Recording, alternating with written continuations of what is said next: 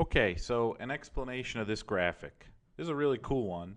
So this is showing us the path of the club head, its motion out towards the ball. And that's indicated by the pink dots. Blue dots are the motion and shape of the hub, center of the grip, and yellow are the shafts of the club.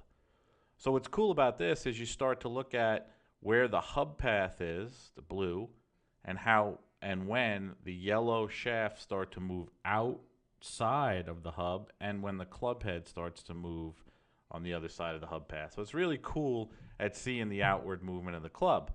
Now, in the latest show, I started the introduction of linear versus angular contributions to a swing. It's a little tricky and a lot more complicated than just looking at certain things. So let's start with a real basic discussion here. So pink is the club head, and the numbers you're seeing here are meters per second. So if we just picked one instant in time here, let's choose, we'll choose this one. It says 26.11 meters per second. So 26.11.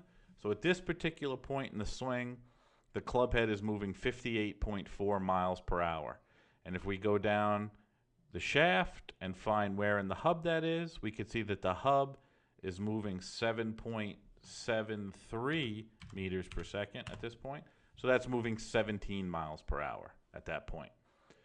As you look at the speed of the hub, you'll notice that it reaches a peak speed, and then you could see it starts to what looks like and is slowing down at the hub. So you could see it goes from 8.16 to 7.73 to 6 point something down to 5 point something. So 5.43 at impact, 0.43 is 12 miles per hour. So this particular golfer slowed his hub path down about 6 miles per hour.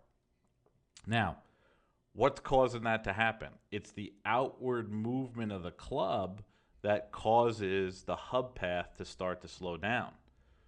So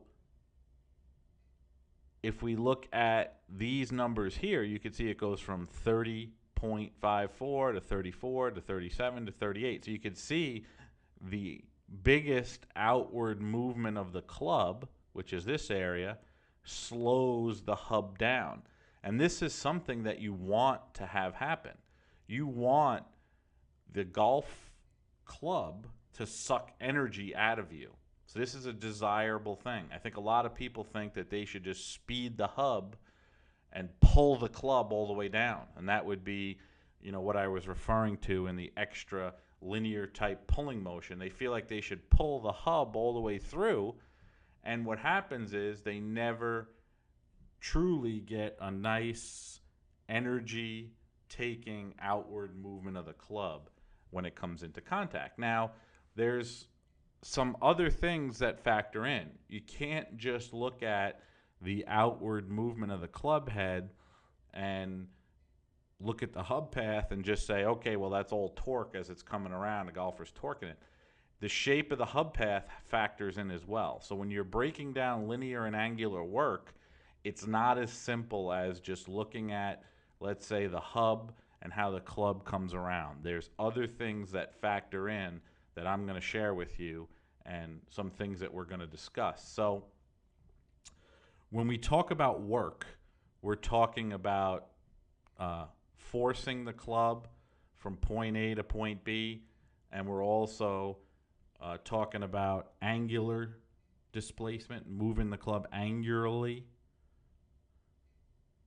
times a certain distance. So the interesting thing about looking at work and energy is it gives us a better indication of exactly what the golfer is doing to the club than if we just looked at these basic speeds and accelerations and things. So it's a much more detailed analysis that has a lot of deep-rooted things that we're going to get into.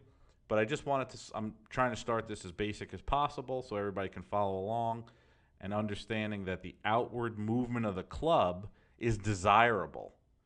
The club fleeing out and moving on the other side of your hands, which resultantly starts to slow the hub down, is something you want to have happen. It's something that will take the energy out of you and will help you transfer energy to the ball.